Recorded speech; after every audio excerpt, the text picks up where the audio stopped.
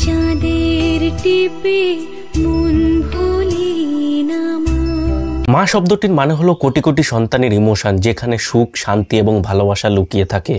इस दुनिया में सबसे बड़ा योद्धा माँ होती है। আর সেই মায়ের কাহিনী নিয়ে 27শে জুন বলিউড কুইন কাজলের একটা মুভি আসে মা। মুভিটি অফিসিয়ালি অ্যানাউন্স করা হয়েছিল মার্চ 2025-এ এবং তারপরে 26, 27 এবং 28শে মে পরপর 3 দিনে 3টে পোস্টার রিলিজ করা হয়, যেখানে প্রথম পোস্টারে দেখা যায় এক দৈত্য এবং এক মায়ের লড়াই। এই সিনটাই দৃশ্যিত করা হয়েছে ওই পোস্টারে, এবং পরের পোস্টারে দেখা যায় সেই মা সেই দৈত্যর কাছ থেকে কিভাবে তার মেয়েকে বাঁচাচ্ছে। পরের পোস্টারে দেখা যায় মা কালীর সাথে মায়ের এক ভয়ানক চেহারা, যেটা দেখি আমাদের এটাই বোঝাতে চাইছে যে মাই মা কালীতে রূপান্তরিত হচ্ছে দৈত্যকে বিনাশ করতে। আর এই জিনিসটাই মা শব্দটাকে জাস্টিফাই করে। এবং এর পাশাপাশি এই সমাজে আরেক ধরনের মাও আছে যে তার প্রেমিকার জন্য নিজের সন্তানকেও বলি দিয়ে দেয়।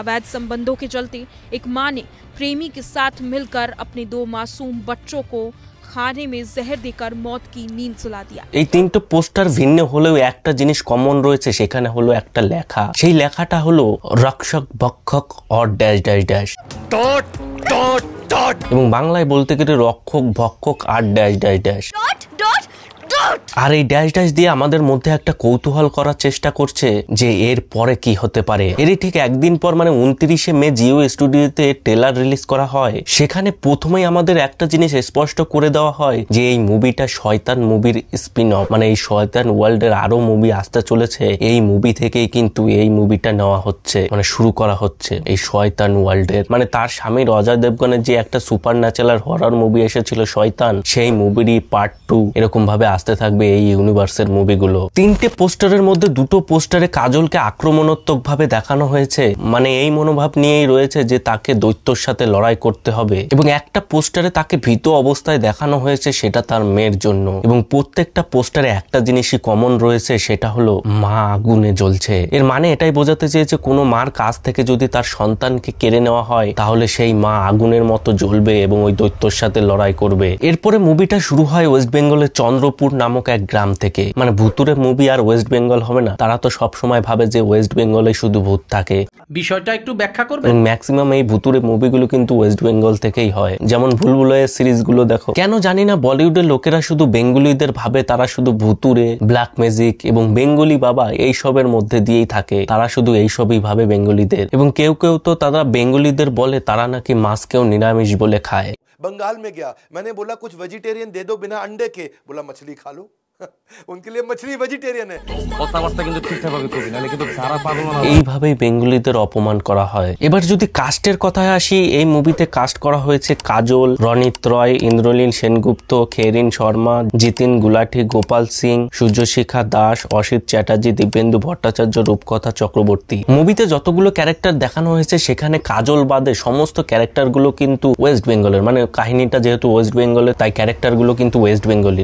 আমি তো কিছুই বুঝতে পারতেছি না। মানে তারা অরিজিনালি বেঙ্গলি না, তারা হিন্দি ভাষী মানুষই, কিন্তু অ্যাক্টিং করেছে বেঙ্গলি ওয়েস্ট বেঙ্গলের। যেখানে কিন্তু গোপাল সিং সব থেকে বেশি বেঙ্গলি হিসাবে অ্যাক্টিং করেছে। মানে একজন বেঙ্গলি যখন হিন্দি ভাষা বলে তার যে অ্যাকসেন্টটা সেটা কিন্তু গোপাল সিং সুন্দরভাবে ফুটিয়ে তুলেছে। এবং তাছাড়া যে রনিত রয় সেও ভালো করেছে, কিন্তু গোপাল সিং এর মতো কিন্তু কেউ করতে পারেনি। মুভিতে 2টো গান ইউজ করা হয়েছে, যার মধ্যে একটা হলো হামনাবা, যেটা কিন্তু আজ থেকে প্রায় 7 বছর আগের গাওয়া জুবিন নেটওয়ালের একটা ফেমাস গান, যেটা কিন্তু 1.1 বিলিয়ন ভিউজ রয়েছে।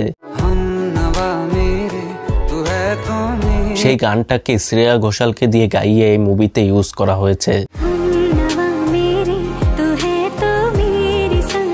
শ্রেয়া ঘোষালের গলায় এত সুন্দরভাবে ফুটিয়ে তোলা হয়েছে, অনেকেই ধরতে পারবে না এটা পুরনো গান।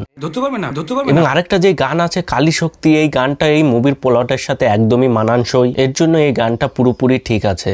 ঠিক বললাম? মুভির শেষের দিকে মানে লাস্টে কাজলকে মানে মাকে পুরোপুরি মেরেই ফেলে। প্রথমে তার ডান পা ভেঙে দেয়, তারপরে তার বাম পা ভেঙে দেয় এবং লাস্টে তো তার ঘাড় মুটকে দেয়। পুরোপুরি সে মরে যায়, মানে ওই দৈত্যর কাছে হেরে যায়। কিন্তু তারপরেই আসে আমাদের মা কালী, যে এসে কাজলের মধ্যে ঢোকে এবং তাকে এক শক্তিশালী নারীতে রূপান্তরিত করে এবং ওই দৈত্যকে ধ্বংস করে। এবং ধ্বংস করার সময় সে তার মেয়েকে বলেছিল, জব তক তেরি মা তেরে সাথ হ্যায় তেরা কোই কুছ নেই বিগড় সকতা। तेरी माँ तेरे साथ है तेरा कोई कुछ नहीं बिगाड़ सकता। এবং এই ডায়লগটাই কিন্তু লাস্টে পুরোপুরিভাবে জাস্টিফাই হয়, সেই কিন্তু তার মেয়েকে বাঁচায়। এটাই হলো মুভির এন্ডিং। এবং এই মুভির এন্ডিং এ এমন কিছু টুইস্ট রয়েছে যেটা তোমার মাথা ঘুরিয়ে দেবে। এবং তাছাড়া ওই রনিত রয়ের ক্যারেক্টারও মাথা ঘোরাবে। এবং লাস্টে একটা ক্যামিও রয়েছে, ক্যামিওটা হলো সেই শয়তান মুভির শয়তানের ক্যামিও। মানে এই ক্যামিওটা এটাই ইঙ্গিত দিচ্ছে যে শয়তান ভার্সেস মা হতে চলেছে এর পরের পার্টে। এবং সর্বশেষে এটাই জানতে হবে এই মুভিটার নামটা কতটা জাস্টিফাই। দেখো, মা নামটা তো সবাই জানে, কিন্তু এই মুভিতে যেটা হয়েছে এক মেয়েকে বাঁচানোর জন্য তার মা তার প্রাণটাও দিয়ে দেয়, যেখানে সর্বশেষে মা কালী উদয় হয় এবং তাকে বাঁচায়। যেখানে মা কালী আসবে আর এই মা নামটা জাস্টিফাই হবে না, সেটা তো হতে পারে না। এই মা কালীর পাশে যতই দুষ্ট দানব বা রাক্ষস আসুক না কেন, সবকিছুর বিনাশ ঘটাতে পারে এই মা। এর জন্য এই মুভিটার নাম মা পুরোপুরি জাস্টিফাই। এই মুভি ডিরেক্টর হলো বিশাল ফারিয়া, যে কিন্তু এর আগে অনেক মুভি করেছে। মানে তার যদি ফেমাস মুভি বা সিরিজ বলো, একটা হলো ক্রিমিনাল জাস্টিস আর একটা হলো মুভি সরি, যেটা কিন্তু খুব ভালো চলেছে। তারপরে এটা তার কিন্তু বিগ বাজেটের প্রথম মুভি, যেটা কিন্তু বড় স্ক্রিনে রিলিজ করা হয়েছে, বড়ভাবে বানানো হয়েছে, সেটা হলো এই মা। এবং এই মুভিটাকে কিন্তু সে খুব ভালোভাবেই তৈরি করেছে। তো ব্যাস বন্ধুরা, আজকে এই পর্যন্তই। এই মা মুভি নিয়ে তোমাদের কি মতামত রয়েছে কমেন্ট বক্সে অবশ্যই জানাও। ভিডিওটা ভালো লেগে থাকলে একটা লাইক করে দিও, চ্যানেলে নতুন হলে সাবস্ক্রাইব করে নোটিফিকেশন অল করে দিও, যাতে ভিডিও আপলোড করলে সবার আগে পৌঁছে যায় তোমাদের কাছে। দেখা হচ্ছে পরের এক নতুন ভিডিওতে। বাই।